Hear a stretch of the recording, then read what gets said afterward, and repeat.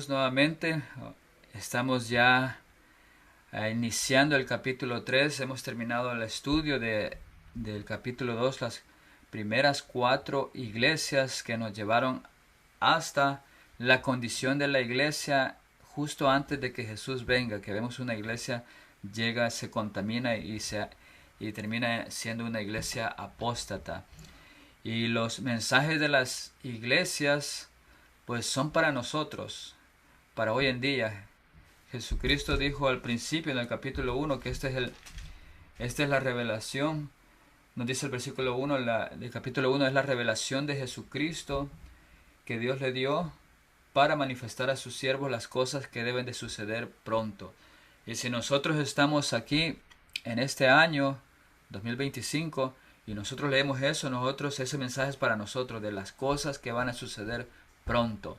Pronto vienen eventos que van a suceder. Estamos viendo dificultades y todo lo que miramos a nuestro alrededor está uniéndose, llevándose para un solo propósito de que todos los eventos se empiecen a desenvolver. Pero ¿qué eventos son? Al estudiar Daniel y Apocalipsis nos damos cuenta de esos eventos. Y cuando miramos que el libro de Apocalipsis nos está hablando más acerca de un juicio, especialmente del tiempo final, antes de que Jesús venga. Ahora todo el libro de Apocalipsis tiene una importancia que nos ayuda a nosotros a ver lo que está pasando y lo que sucederá. Si lo miramos con esos ojos de cómo me beneficio de este versículo, cómo me beneficio de este capítulo, a nosotros en nuestro tiempo de hoy, entonces Jesús viene porque es su revelación y nos lo deja saber a nosotros. Para que nosotros entendamos, no necesitamos estar leyendo y leyendo y leyendo. Para que nosotros entendamos, solo necesitamos que Jesús entre nuestros corazones, pues es Él quien reveló este libro de Apocalipsis. Y Él es la verdad. Si queremos saber la verdad, Jesús en nuestros corazones. Porque si yo me pongo a estudiar y a estudiar y a estudiar y Jesús no está en mi corazón, de nada sirve que estudie. Y empiezo a inventar cosas que no van ni siquiera con los textos. Entonces, en este tiempo es necesario que nosotros busquemos la palabra de Dios, la leamos, la estudiamos, guiados bajo el Espíritu de Jesús. Y vamos a dar inicio ahora a la iglesia de Sardis, en cómo se beneficia, qué nos beneficiamos nosotros. Ya vimos las primeras 4 iglesias y las iglesias están compuestas, divididas en 4 y luego 3. Las primeras 4 nos llevaban desde que la iglesia estaba como pura hasta que la iglesia poco a poco se llegó infiltrando en apostasía. Y ahora estas 3 iglesias nos dicen la condición actual de sus iglesias, o sea, sus miembros. En el tiempo final, los miembros que estarán. En el tiempo final nos referimos a lo último, especialmente cuando ya venga un tiempo de crisis, cuando venga una ley dominical, habrá un tiempo, y en ese tiempo todas estas 3 últimas iglesias estarán brillando con su último mensaje, y este es el mensaje que vemos que nos da hacia la iglesia de Sardis, que empezaremos. Pero un repaso rápidamente, tenemos aquí que estamos invitados a ver las cartas a las 7 iglesias como un libro único para la iglesia de los últimos días. Es para nosotros. Si queremos saber qué va a pasar, estudiemos. Si queremos saber qué es lo que está pasando, estudiemos.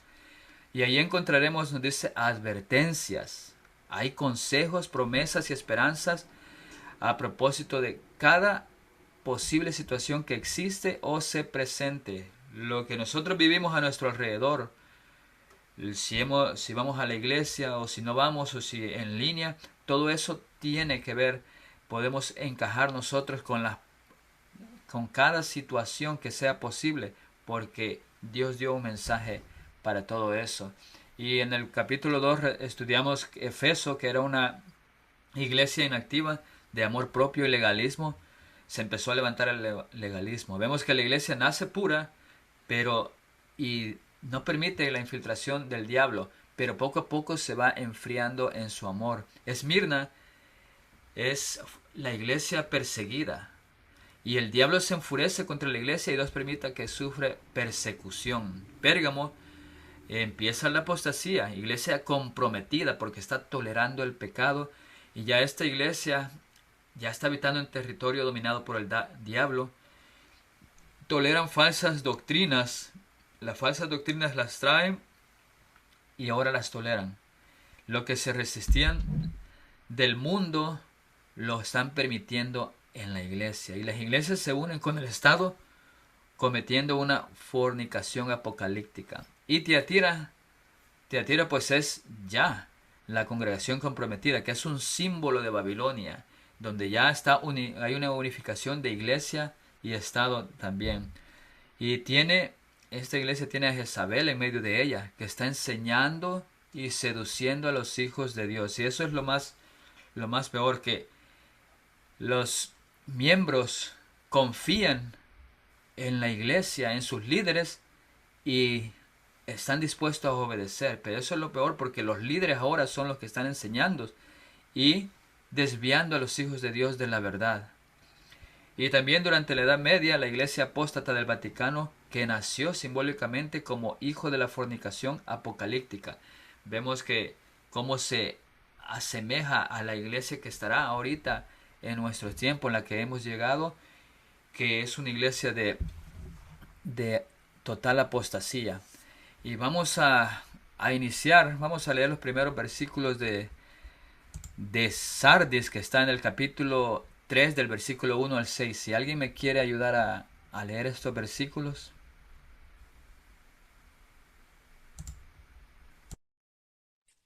Sí, hermano, yo le ayudo. Ok. Del 1 al 6, dice la palabra de Dios. Dice, escribe al ángel de la iglesia en Sardis, el que tiene los 7 espíritus de Dios y las 7 estrellas. Dice esto, yo conozco tus obras, que tienes nombre de que vives y estás muerto. Sé vigilante y afirma las otras cosas que están para morir, porque no he sellado tus obras perfectas delante de Dios. Acuérdate pues de lo que has recibido y oído, y guárdalo y arrepiéntete, pues si no, velas, vendré sobre ti como ladrón, y no sabrás a qué hora vendré sobre ti.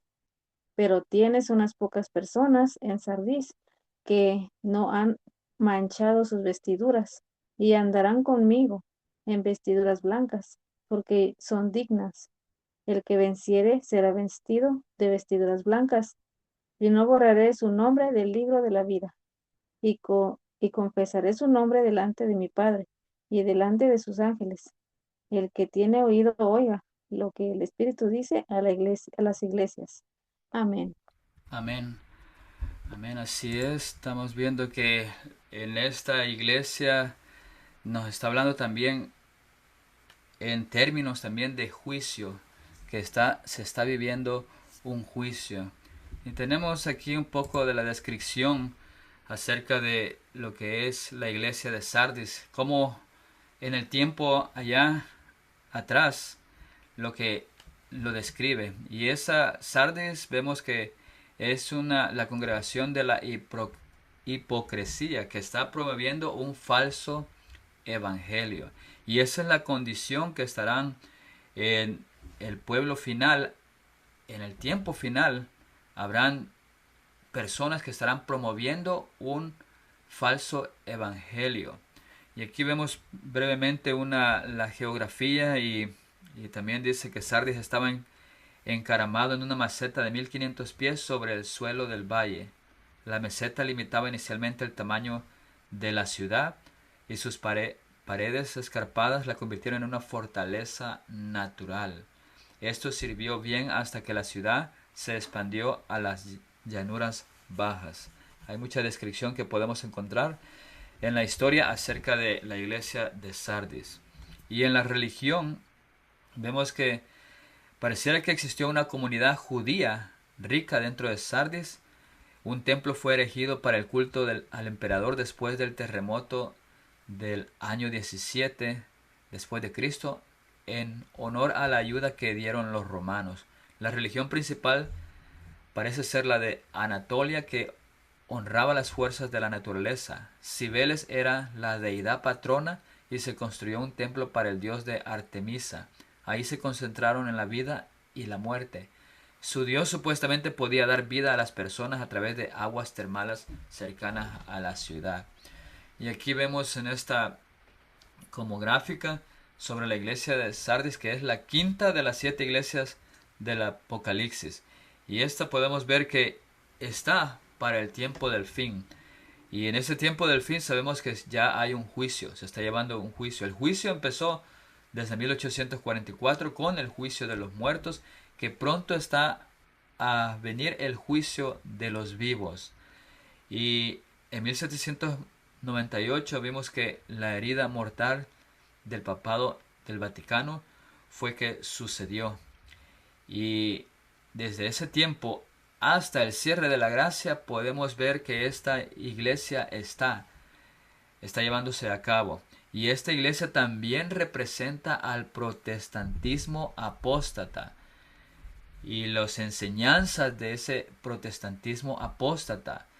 Vemos que también si esta iglesia está dando ese evangelio falso es porque todas esas enseñanzas, incluyendo las del protestantismo, que son iglesias cristianas, que son apóstatas, todas esas enseñanzas también han llegado al pueblo de Dios y los están enseñando.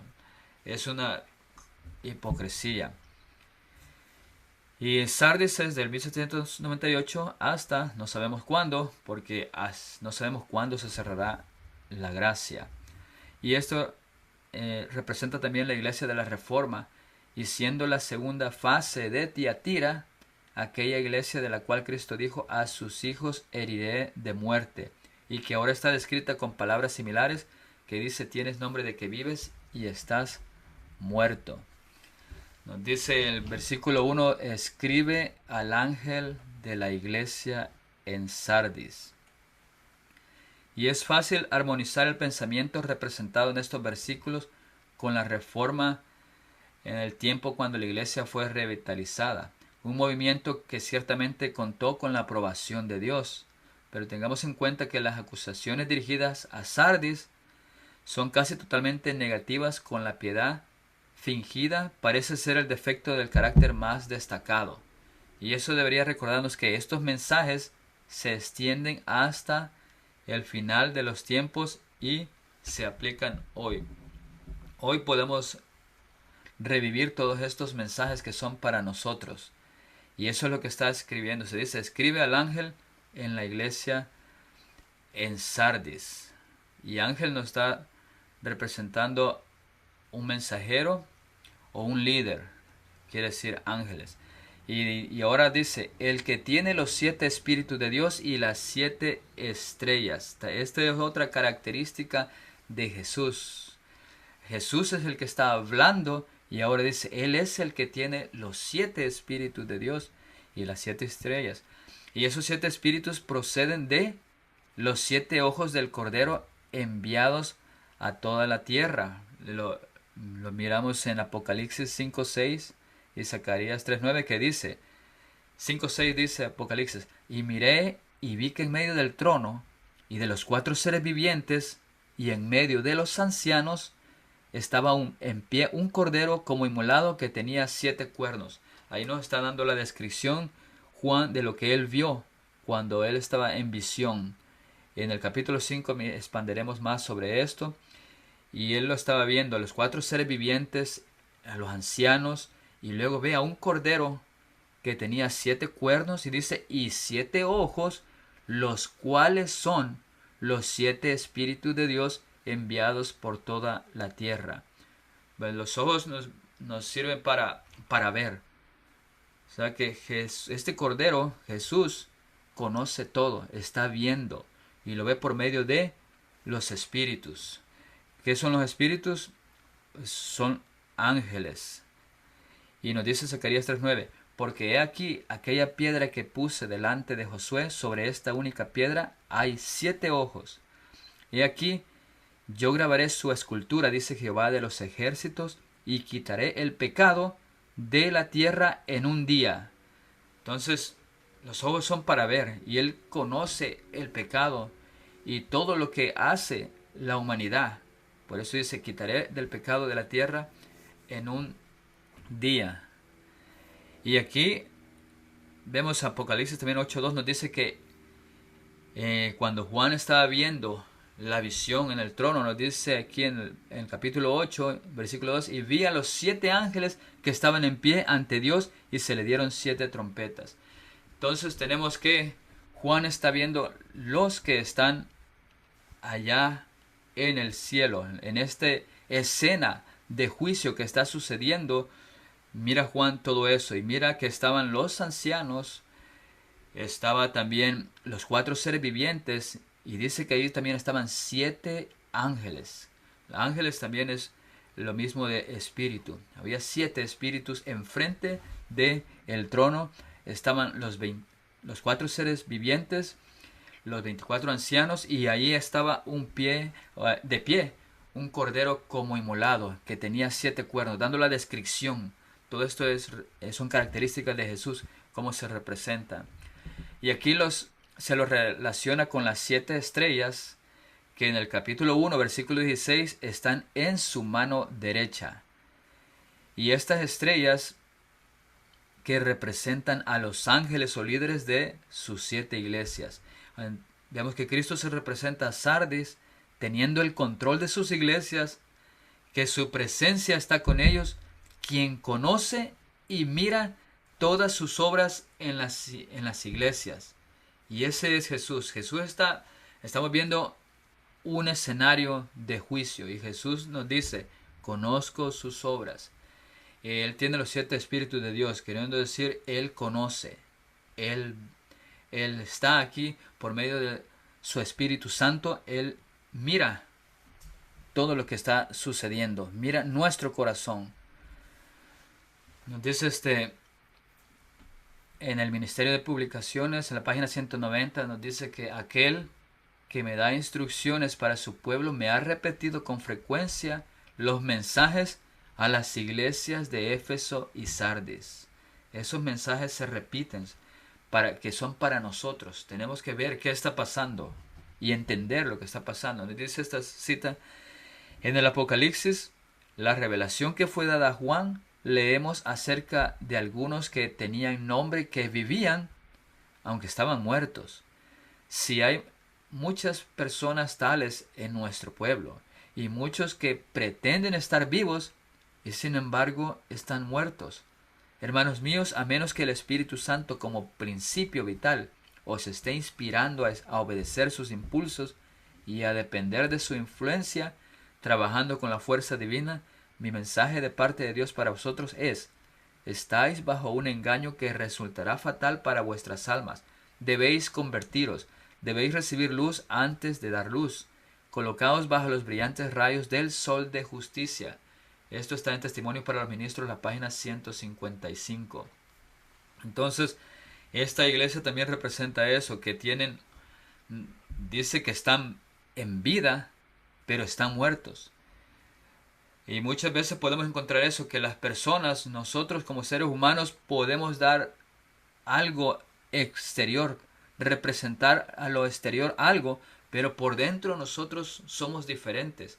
Nosotros estamos muertos espiritualmente, pero fácilmente podemos aparentar que estamos vivos espiritualmente. Podemos aparentar que conocemos la Biblia, que hacemos todas las cosas de Dios.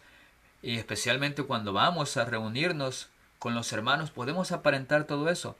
Pero atrás, saliendo de la iglesia, se acaba el sábado, durante la semana, somos otra persona. No volvemos a abrir la Biblia para estudiar. Y decimos que estamos vivos viviendo, porque para vivir se necesita alimentarse. Alimentarnos de comida, y así vivimos. Y la comida es la palabra de Dios. Si queremos estar vivos, tenemos que diariamente estudiar la palabra de Dios. Pero si queremos morir, pues no estudiaremos la palabra de Dios. Y esa es la condición que está sucediendo en esta iglesia. Y esta iglesia también nos mira, nos enseña que nosotros también como última pueblo, que el pueblo que se está preparando para la segunda venida está en esa condición. ¿Y qué tenemos que hacer? Pues buscar a Jesús, cambiar nuestras vidas, hacer una reforma, un cambio, una santificación en nuestros cuerpos, en nuestra vida, para poder estar listos, alistándonos lo que es a la segunda venida. La segunda venida es alistarnos también para un juicio de los vivos. Y los mismos mensajes que llegaron para los efesios y los sardos han sido redirigidos al pueblo de Dios hoy. Y eso es algo maravilloso y sagrado. Y aquí encontramos la expresión perfecta del Espíritu Santo listo para vincularse con los líderes de la iglesia. Esta creatividad, el poder de su Espíritu, está disponible también para todas las iglesias, porque las 7 estrellas están en su mano guiando y protegiendo. Están en la mano derecha. Nos dice, sigue diciendo el versículo 1, que yo conozco tus obras, que tienes nombre de que vives y estás muerto. Y tienes nombre, dice, tienes un nombre, pareces estar vivo, pero estás muerto. Esta iglesia es de la hipocresía. Tienen asentimiento verbal al cristianismo y a la verdad, pero sin Cristo en sus corazones. Su declaración de que estaban muertos es contundente e incriminatoria. La respuesta de Jesús a este rasgo siempre ha traído reprensiones agudas. Dijo, ay de vosotros escribas y fariseos hipócritas. Y ay de vosotros escribas y fariseos hipócritas. Jesús repitió esto 7 veces en un discurso, que lo encontramos en Mateo 23, del 13 al 15, versículo 23, 25, 27 y 29. Y la acusación fue tan grave que condujo a una declaración de rechazo. He aquí vuestra casa os es dejada desierta, en el versículo 38 de Mateo 23. Tenían apariencia de piedad, pero negaban el poder de ella, según de Timoteo 3:5. Y esto es lo que Jesús al venir encontró así al pueblo que ya no miraba y representaba lo que una vez fue hecho el propósito de tener un pueblo para representar a Dios. Se olvidaron del propósito y se enfocaron en sus obras, en las obras. Se enfocaron en lo de afuera. Y es por eso que Jesús los llamó hipócritas. ¿Y qué pasó?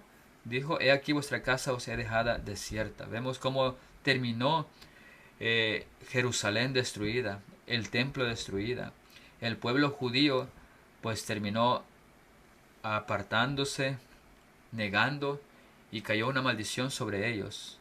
Ahora el pueblo que era antes ya no es, sino que ahora, como nos dice Pablo, ahora el judío es el quien lo es en lo espiritual. Y ese es el pueblo de Israel en lo espiritual. No literal, sino espiritual. Y cualquier judío que hoy en día vive y acepta a Jesús también es injertado nuevamente al árbol verdadero. La reputación o su forma o presencia religiosa era externa. Era vida, vivos para Dios, pero internamente no tenían conexión con el cielo. Nada de conexión. Y es interesante que Sardis y la Odisea no tenían enemigos dentro o fuera de la iglesia. Persecución no era una preocupación. Sin embargo, estaban muertos. Tenían la libertad de adorar sin limitaciones, pero su fe estaba vacía. La misma apariencia de su vida de iglesia era una vida hacia Dios, más aún una vida como la de Dios. Y eso nos trae a nuestro tiempo. Nosotros miramos que hoy en día libremente podemos ir a una iglesia, podemos adorar. No hay persecución para las personas que son cristianas. ¿Por qué? Porque ya, como nos dice, como la condición de Sardis, están muertas. Si están muertas, no hay necesidad de que nadie los persiga. La persecución viene cuando la persona está buscando verdaderamente a Dios, cuando la persona se está consagrando, cuando esa persona consagrada lleva el mensaje de Dios a los demás y evangeliza. Satanás no le gusta. Pero si nadie hace todo eso, entonces Satanás dice, esta iglesia son mías y no necesito perseguirlas, pues están haciendo lo que yo quiero, que es no proclamar un mensaje, no vivir un mensaje, no demostrar la salvación a los demás. Del que ha estado trabajando con intensidad de esfuerzo para mantener un nombre, Dios dice, yo conozco tus obras, que tienes nombre de que vives y estás muerto. Has estado tan ocupado con mantener un nombre que has descuidado las responsabilidades de un carácter más solemne. Dios mira el nombre como muerto. En la medida en que la influencia correcta es preocupante, los que sigan sus pasos estarán muertos, destruidos por falsas representaciones. No hay nada más peligroso para un cristiano profesante que tener simplemente un nombre. Y eso es algo que nosotros deberíamos de analizar nuestras vidas y decir, ¿será que yo estoy muerto? ¿O será que esto de mensaje es para mí? Tenemos que mirarlo, tenemos que analizarlo. Y si es así, tenemos una oportunidad todavía, una oportunidad de leer, aprender, de abrir nuestros corazones a la verdad. Jesús es la verdad. Jesús es el camino, la verdad y la vida. Que Jesús entre en nuestros corazones y ahora Jesús, nosotros reflejamos el carácter de Jesús. Y eso es algo que estas iglesias decían, eso es imposible. No podemos tener a Dios, no podemos representar nada, no podemos hacer nada, no podemos ser semejantes a Jesús, no podemos llegar a santidad. Eso es algo imposible. ¿Por qué? Porque si no tienen a Jesús, no pueden tener santidad, no pueden tener justificación, porque Él nos da su justificación a, a toda esa vida que se entrega a Él. Y al no tenerlo, estas iglesias están entonces ahora como legalistas, como por obras, por lo que ellos hacen, o sea, por lo que reflejan hacia afuera, es lo que ven. Pero Jesús vemos que dice que no, que eso no debería de ser, y está similar la Odisea con Sardis, porque están en el mismo tiempo. Nos dice que sé vigilante y afirma todas las cosas que están para morir, porque no he hallado tus obras perfectas delante de Dios. No hay obras perfectas. Entonces esta iglesia no está haciendo obras y sus obras no son perfectas. Eso indica que si Jesús estuviera en los corazones, las obras serían perfectas ante Dios. Si la iglesia se dejara ser guiada por Jesús, hubieran resultados perfectos, obras perfectas delante de Dios. Literalmente vemos que despierta y está alerta. Jesús usó palabras similares 3 décadas antes, que dijo, velad, pues porque no sabéis cuándo vendrá el Maestro. Marcos 13:35. Y aquí nuevamente nos está diciendo, vigilad, ser vigilante. En este tiempo, ¿qué tenemos que estar haciendo? Velando y vigilando. Estar mirando a nuestro alrededor lo que sucede. Estar leyendo la palabra de Dios hoy más que nunca, porque esta es nuestra salvaguardia. Memorizar versículos, orando, estar en comunión, adorando. Todo eso es lo que tenemos que hacer para ser vigilantes. Y Jesús dijo, velad, porque no sabéis cuándo vendrá el Maestro. Nosotros no sabemos cuándo se acabará la gracia. Nosotros no sabemos cuándo vendrá una ley dominical. Sabemos que se está acercando, pero no en exactitud sabremos cuándo. Nos daremos cuenta cuando ya habrá pasado. Eso sí sabremos. Diremos, hoy ya sabe, entonces ya está el juicio de los vivos. Ya se está sellando la iglesia. Eso sí lo sabremos después de que ya haya pasado. Pero antes no lo sabemos. Por eso tenemos que estar velando. Dice, sé vigilante y fortalece lo que queda, que está a punto de morir. Apocalipsis 3:2. Todavía no ha muerto. Hay una esperanza todavía. Y este es nuestro trabajo. Hay muchos dispuestos a morir espiritualmente y el Señor nos llama para fortalecerlos. El pueblo de Dios debe ser firme en el deber. Deben estar unidos por los lazos del compañerismo cristiano y deben ser fortalecidos en la fe, hablando a menudo unos a otros sobre las cosas preciosas y verdades que les han sido confiadas. Eso debe ser como hablamos nosotros, hablar acerca de lo que aprendemos, del gozo que es estudiar la palabra de Dios. Dice, nunca deben pelear y condenar, deben unirse sobre la importancia de la obediencia a la voluntad de la ley de Dios. Eso está en Lugares Celestiales, en inglés, en la página 182. Entonces, ahí nos está viendo la importancia de obedecer a la voluntad de la ley de Dios. ¿Qué quiere decir eso? Que nos estamos justificando. Una justificación por la fe que solo Cristo la puede dar. Solo Cristo la da cuando está en nuestros corazones. Y eso es el todo. Cuando estamos por entrar a un juicio por los vivos y nosotros mismos seremos pasados por prueba, tenemos que tener esto, tenemos que tener justificación que la da Jesús. Dice la obediencia a la voluntad de la ley. Esto es lo que tenemos que estar unidos sobre qué tan importante es entender la justificación por la fe. Que Cristo, el sacrificio que Cristo hizo, sí ha valido la pena, sí obtuvo la victoria, sí tiene poder. Y ahora nosotros abrimos nuestro corazón para que todo eso entre en nuestros corazones y ahora nosotros lo reflejamos. Los que son fuertes, los que tienen una experiencia genuina con Jesús, dice, trabajen para fortalecer a los que no lo hacen.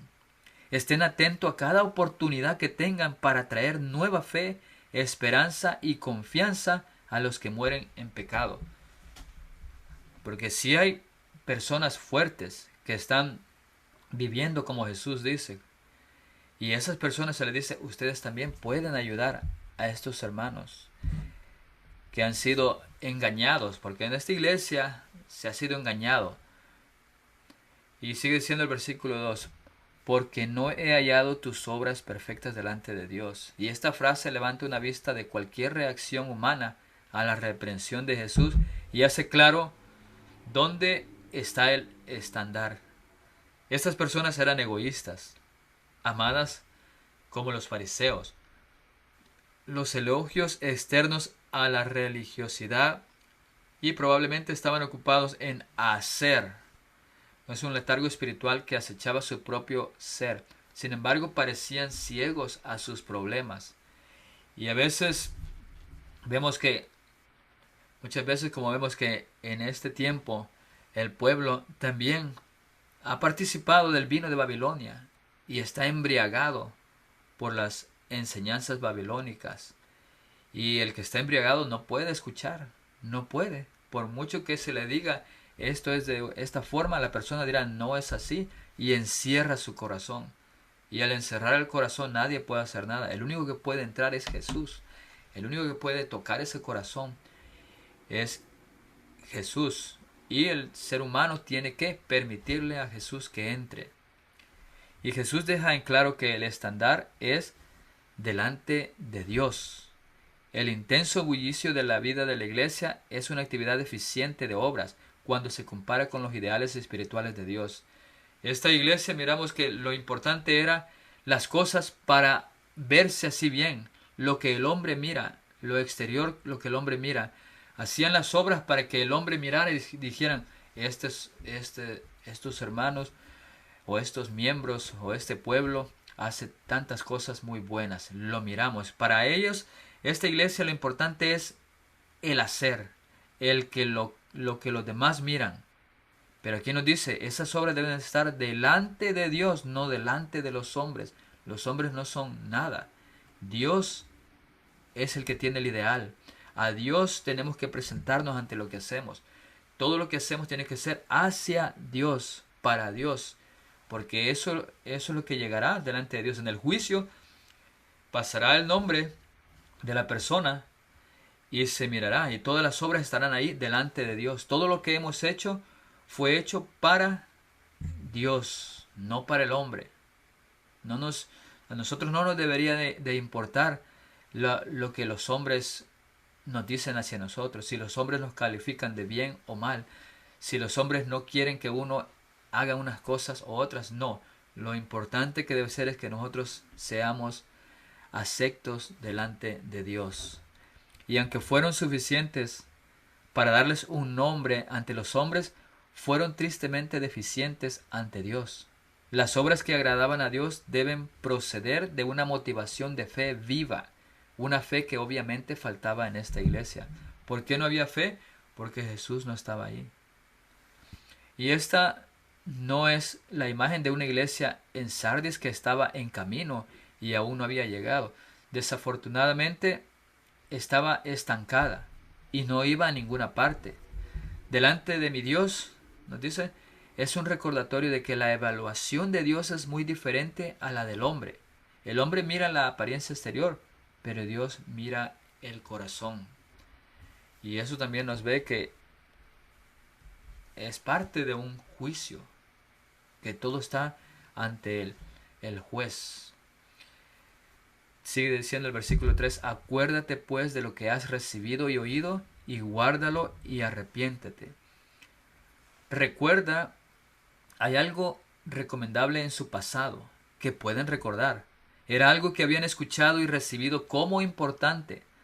Tenemos un remedio por apostatar. Jesús da una trilogía para guiar a la iglesia de Sardis de nuevo a una relación que Él desea. Dice, recuérdate acerca de lo que escuchaste y de lo que recibiste. Aférrate también acerca de lo que escuchaste y recibiste. Y ahora dice, pues arrepiéntete. ¿De qué? De la rebeldía.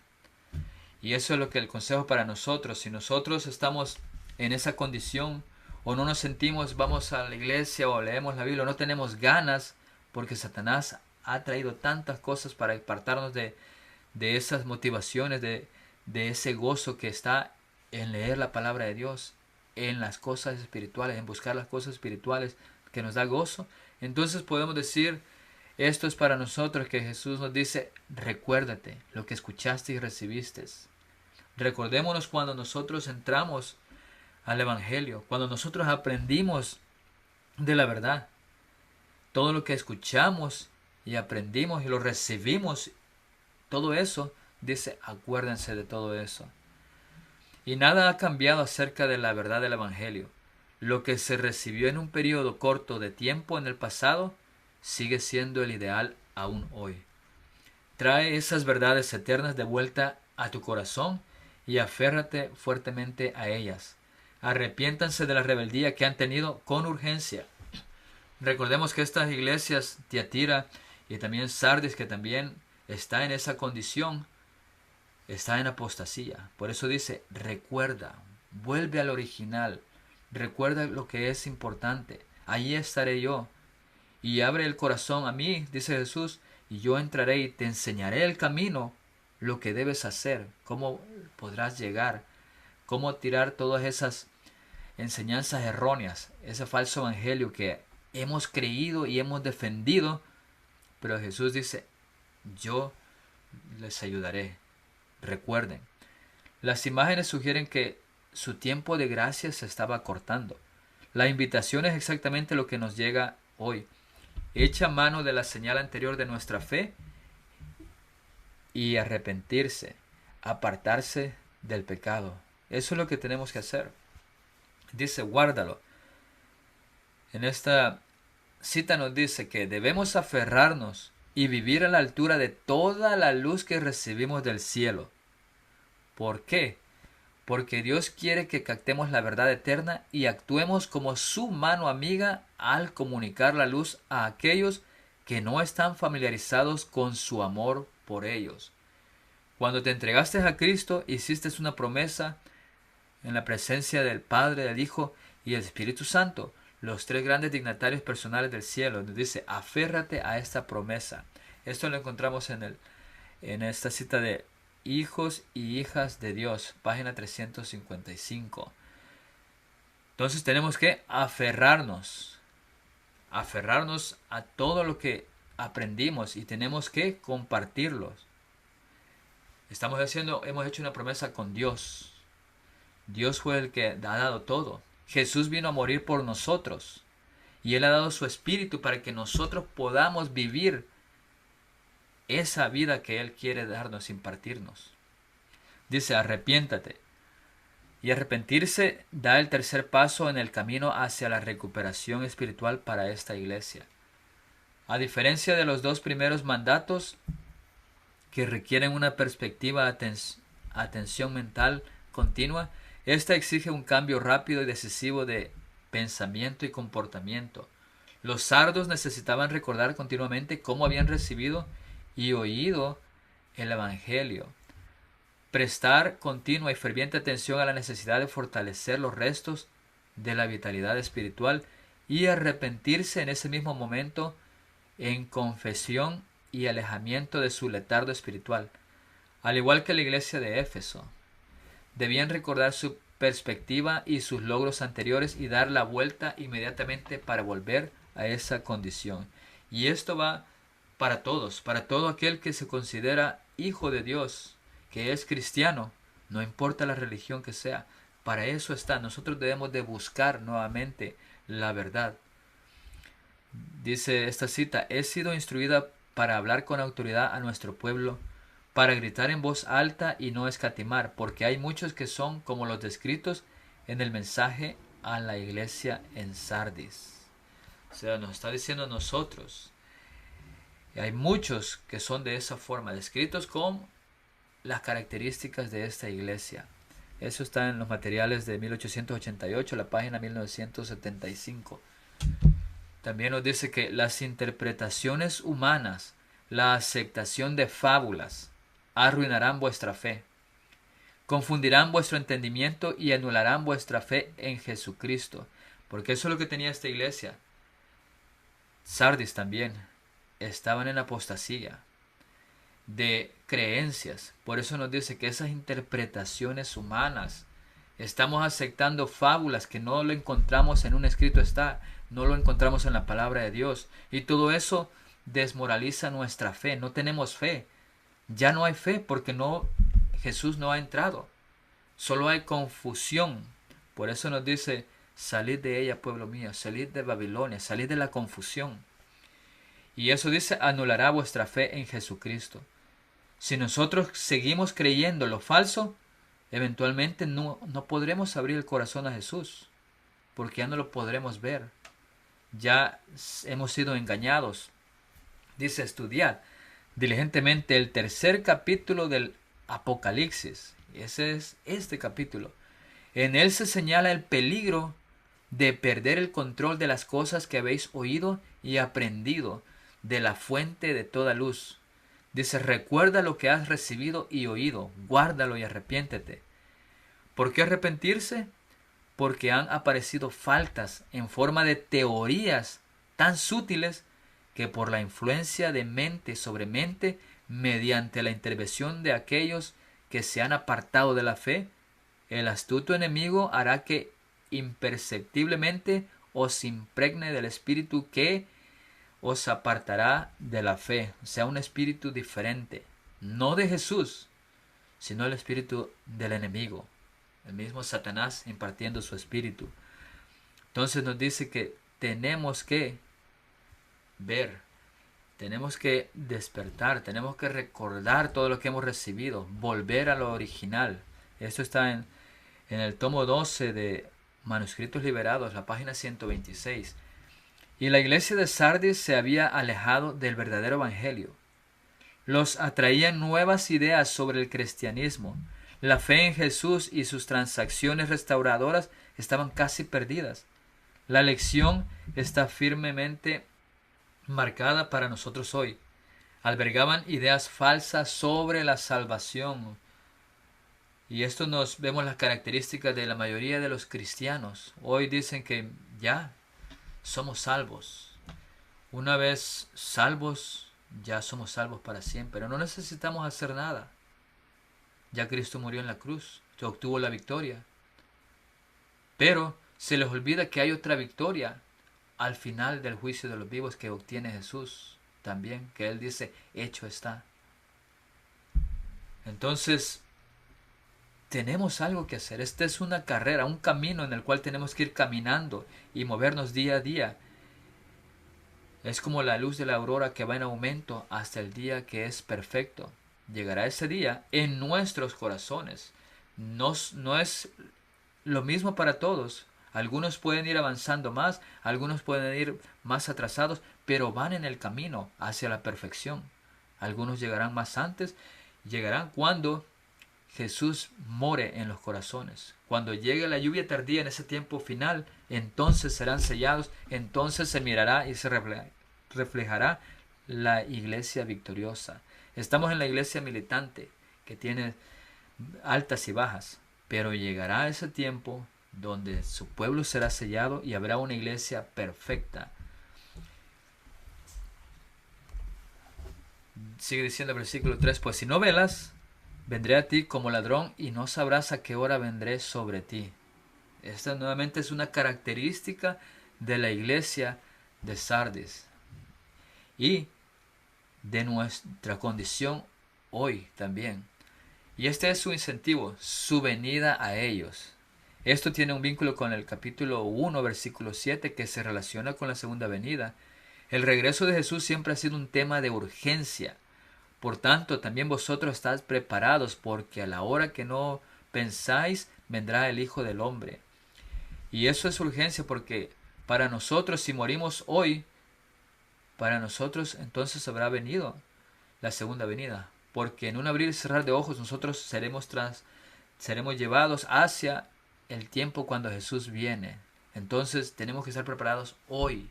Hoy. Por eso Jesús dice, es urgente que venga.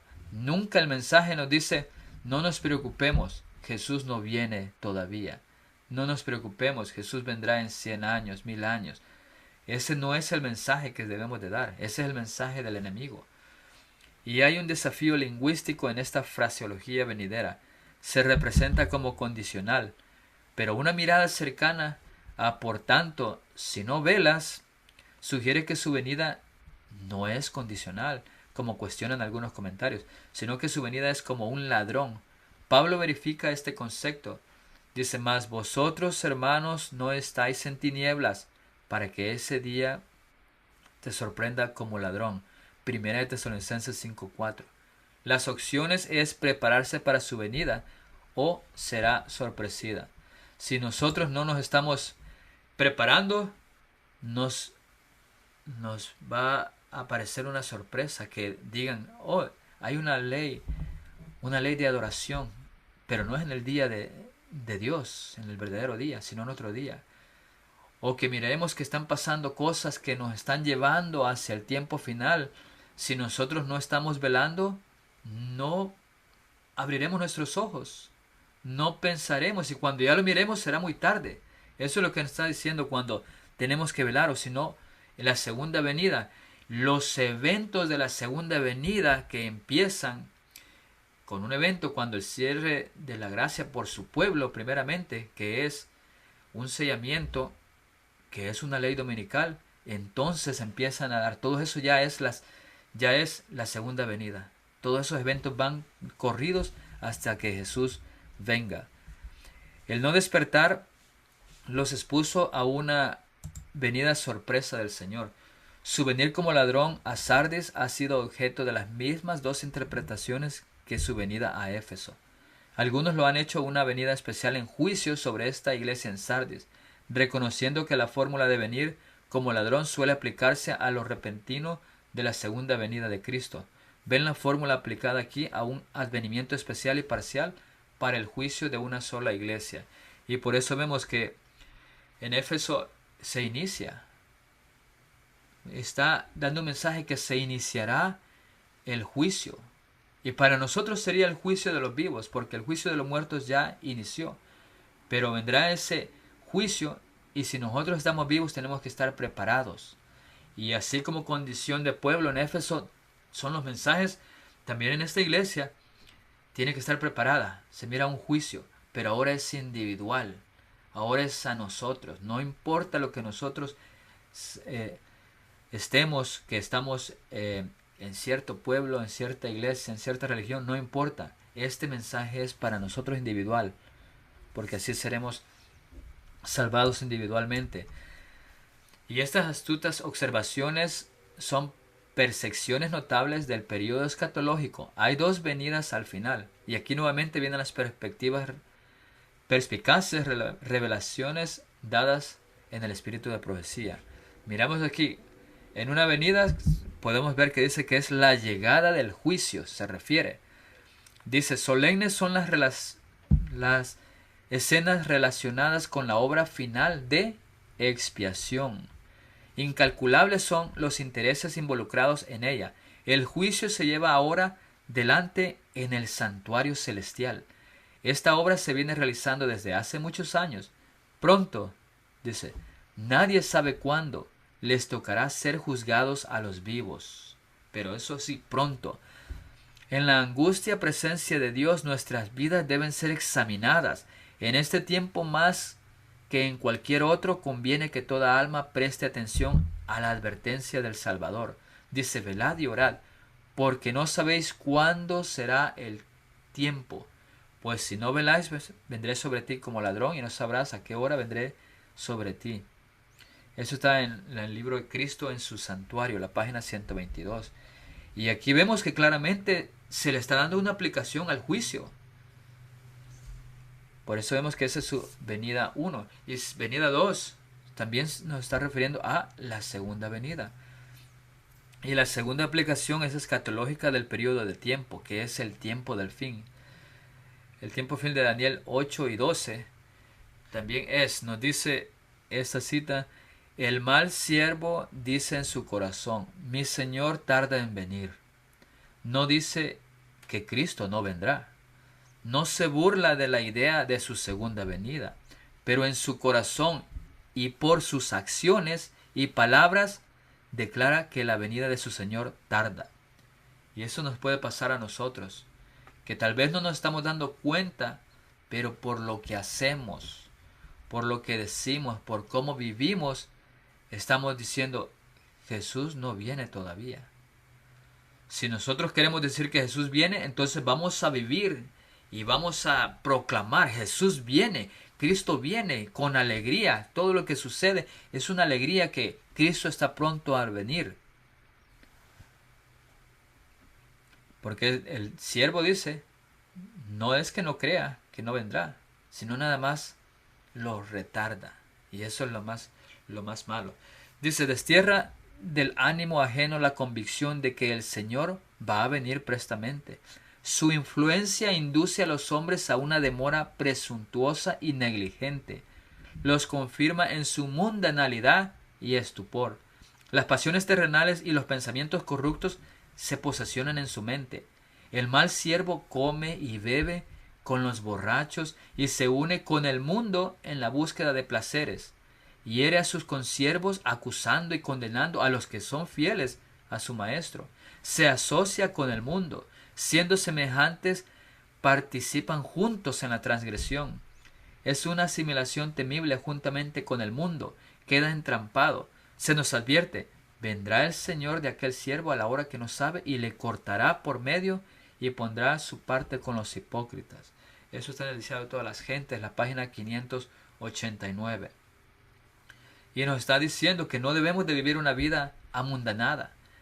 Que en la iglesia no es para que nosotros hagamos lo que hace el mundo, sino que tenemos que despertar, velar y prepararnos, estar siempre viviendo como que si ya Cristo viene hoy mismo, como que si hoy es mi último día en esta tierra, voy a vivir una vida verdadera que agrade y sea perfeccionada ante Dios.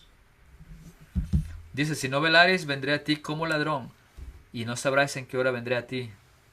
Dice, el advenimiento de Cristo sorprenderá a los falsos maestros que están diciendo paz y seguridad. Todas esas personas que dicen, no se preocupen, todavía no, lo que está pasando no tiene nada que ver con la venida de Cristo. Es más, lo que pasa en el mundo no tiene que relacionarse con lo espiritual de la iglesia. Esas son palabras que vienen de Satanás para que el pueblo no se prepare. Y a esas personas quedarán sorprendidas, pero ya no habrá querrá decir que ya no habrá oportunidad más porque será demasiado tarde. La gracia para ellos se habrá agotado, se habrá terminado. La puerta para ellos se habrá cerrado primero. Y como los sacerdotes y doctores antes de la caída de Jerusalén esperaban que la iglesia disfrute de prosperidad terrenal y gloria, interpretan las señales de los tiempos como indicios de esto. Pero, ¿qué dice la palabra inspirada? Vendrá sobre ellos destrucción de repente. El día de Dios vendrá como ladrón sobre todos los que moran en la faz de la tierra, que hacen de este mundo su hogar. Viene para ellos como ladrón furtivo. Deseo a toda la gente, página 589. Y ese es el consejo para nosotros, que nos preparemos, que estemos velando y que no miremos o escuchemos lo que nos dicen sobre paz y seguridad. Y esta aplicación del fin de los tiempos se establece notablemente con este pensamiento. La condición en que se hallaría entonces la iglesia está descrita en las palabras del Salvador en Apocalipsis. Tienes nombre de que vives y estás muerto. Y a los que no quieren dejar su índole descuido, se les dirige el solemne aviso. Si no velares, vendré como a ti como ladrón, y no sabrás en qué hora vendré sobre ti. Esto está en el conflicto de los siglos, la página 310. Pero versículo 4 nos dice que tienes unas pocas personas en Sardis que no han manchado sus vestiduras y andarán conmigo en vestiduras blancas porque son dignas. Y de repente Jesús presenta un nuevo grupo de personas. De alguna manera son dignos de estar con Él a causa de sus vestiduras. Tienen algo, tienen una vestidura de justicia. Y Jesús llega ahora a un refrescante interludio en el mensaje de Sardis. Esta congregación tiene algo por lo que él la elogia. Hay unos pocos, es decir, una pequeña cantidad o número de personas en esta iglesia que están plenamente comprometidas con él. Entonces sí hay, porque llevan las vestiduras blancas. La vestidura significa la justicia de Cristo que él nos imparte, porque él murió. Ahora nos da esa vestidura blanca. Nosotros no podemos poner nuestras propias vestiduras. ¿Qué sucedió con Adán y Eva cuando pecaron? Ellos quisieron reparar su problema cosiendo hojas. Pero ¿qué pasó?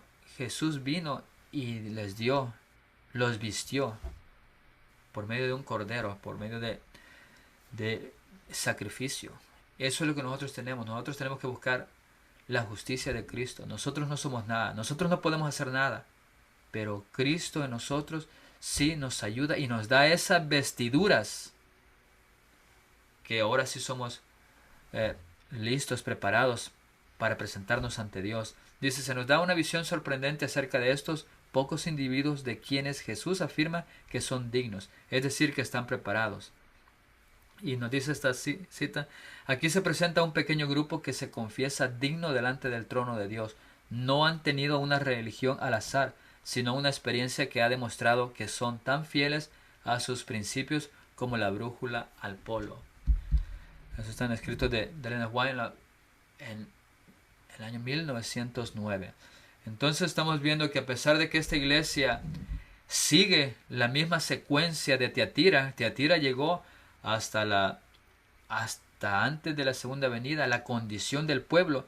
Ahora esta iglesia de Sardis es la condición individual. También los individuos están con esa condición de apóstata, de que han sido engañados. Tal vez no es de ellos, pero si ellos escuchan la verdad, tal vez dicen, oh, es cierto, esta es la verdad, y van, porque las ovejas de Jesús, del pastor, del buen pastor, escucharán su voz. Si nosotros somos sinceros y a pesar de que hemos estado engañados en un falso evangelio, pero si escuchamos la voz de Dios, vamos a regresar, vamos a aceptar, vamos a abrir ese corazón, vamos a aceptar a Jesús, que es la verdad, y la verdad nos hará libres de todas esas cosas que en nuestra mente tenemos, en esa confusión, en ese evangelio falso. nos dice que son pocas personas. Y eso siempre en toda la Biblia encontramos que es una minoría que quiere ser fiel, una minoría que quiere seguir la verdad.